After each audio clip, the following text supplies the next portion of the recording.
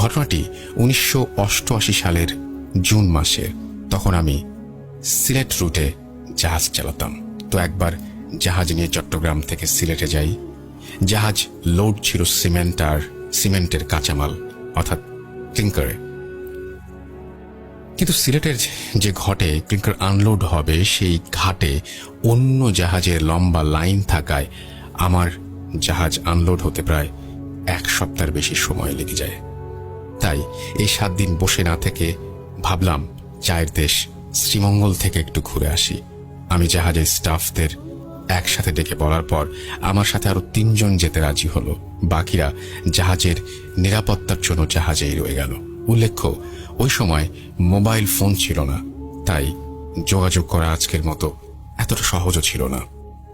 যেই ভাবা সেই কাজ। মূলত এটা একটা অ্যাডভেঞ্চার জাতীয় ট্রিপ ছিল তাদের সবার কাছে। ফুপা ও তাদের 3 জন কলিগ একটা গাড়ি রিজার্ভ করে শ্রীমঙ্গলে সকালবেলা রওনা দিয়ে দুপুরের আগেই পৌঁছে যান। জায়গাটা বর্তমানে একটা রিসোর্ট, যেটা খুবই নাম করা, সেটা নাম বলছি না, সঙ্গত কারণে আমি ঘটনার প্রকৃত স্থানটির নাম প্রকাশ করছি না। তারা শ্রীমঙ্গল থেকে সদর থেকে 6 কিলোমিটার দূরে কোনো একটি টি গার্ডেনে একটি বাংলোতে ওঠেন।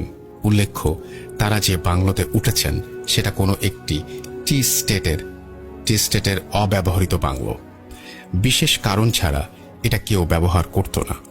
মাঝে মাঝে ঢাকা থেকে অতিথি এলে সেখানে থাকতে দেয়া হতো, বা ম্যানেজমেন্টের বিশেষ প্রয়োজন ছাড়া বাকি সময় তালা বন্ধ থাকত। এদিকে ফুপা ও তার কলিগরা সারা বিকেল ঘোরাঘুরি করে আশেপাশের জায়গাগুলোতে দেখল। চা বাগানে লাওয়া ছড়া বোরের ভেতরে ঘুরে বাংলোতে ফিরতে ফিরতে রাত 8:30টার মতো বেজে যায় তাদের। রাত 8:30টায় চা বাগানের জন্য যথেষ্ট রকমের গভীর রাত। ততক্ষণে বাংলোর কেয়ারটেকার গভীর ঘুমে আচ্ছন্ন। ডেকে ওঠানো হলো কেয়ারটেকারকে। কেয়ারটেকার একটু বিরক্তির মাঝেই উঠে রাতের খাবার টেবিলে সাজিয়ে দেয়। খাওয়া দাওয়া শেষ করতে করতে তাদের রাত 10টার মতো বেজে যায়। কেয়ারটেকার সবকিছু গুছিয়ে চলে যাবার সময় বলল, বাবুরা, রাতে বের হইয়েন না কিন্তু, আর কোনো আওয়াজ শুনলেও বাংলোর বাইরে যাইয়েন না কিন্তু, পাহাড়ি এলাকা বইলে কথা। বলে কিছু শোনার অপেক্ষা না করেই হনহন করে হ্যারিকেন নিয়ে এগিয়ে চলে গেল লোকটা। যাবার সময় দরজাটা বাতাসের ঝাপটায় কড়কড় শব্দে আপনা আপনি লেগে গেল। কেয়ারটেকারের কথাটাকে আমাদের গ্রুপের কেউ খুব একটা পাত্তা দিল না। কিসের আর বিপদ হবে? আমাদের সাথে তো আর টাকা পয়সা, স্বর্ণ, গহনা এসব নেই। 4 জন যুবক মানুষ, কার এত সাহস তাদের কাছে আসবে? এই বলে উড়িয়ে দিল সবাই কেয়ারটেকারের কথাটা। মূলত তখন ভুলেও ভাবেনি যে ভৌতিক কোনো কিছুও ঘটতে পারে। ফুপা বলছেন, আমি প্রতিদিন রাত 10:30টায় বিবিসির খবর শুনতাম বহু আগে থেকে। এটা না শুনলে আমার ঘুম আসতো না। তাই রাতে আমার সাথে শর্ট ওয়েভ ব্র্যান্ডের একটি রেডিও সবসময় সঙ্গে থাকতো। এখানে মেনেছি। অবশ্য আমি যেখানে যেতাম সাথে কিছু থাকুক আর না থাকুক, রেডিওটা থাকতোই। যেহেতু জাহাজি মানুষ, তাই ফুপার আবার ধূমপানের অভ্যেস ছিল। তাই রাতের খাবার শেষ করে ফুপা ধূমপান করতে এবং বিবিসি খবর তার ছোট্ট ব্যাটারি চালিত রেডিওতে টিউন করে তার এক কলিগকে নিয়ে বাংলোর বাইরে বের হন। উদ্দেশ্য, ধূমপানটাও হবে, খবরটাও শোনা হবে, আবার খাবার পরে একটু হাঁটাও হবে, হ্রদ দেখা আর কলা বেচা সবই একসাথে। তাই আমি নূর আলম নামের এক স্টাফকে সাথে নিয়ে বেরিয়ে পড়লাম চা বাগানের মেঠো পথ ধরে। চা বাগানে সাধারণত প্রচুর শেয়াল থাকে, তাই চারিদিক হতে থেকে থেকে ভেসে আসছিল কিছু শেয়ালের হুক্কা হুয়া ডাক। গাছের ওপর থেকে মাঝে মাঝেই পেঁচার ডাক আর ডানা ঝাপটানোর শব্দ শোনা যাচ্ছিল। রাতের নিশাচর পোকামাকড়ের শব্দ শোনা যাচ্ছিল থেমে থেমে। বাতাসে গাছের পাতা ঘষার শব্দ কানে আসছিল, তবে কোথাও জনমানবের কোনো চিহ্ন ছিল না। পরিবেশটা যথেষ্ট পরিমাণের গা ছমছমে ছিল, যদিও তবু এটিকে উপভোগ করতে করতে সামনে এগিয়ে যাচ্ছিলাম। ভয়টাই মনে কিচ্ছু ছিল না তখন।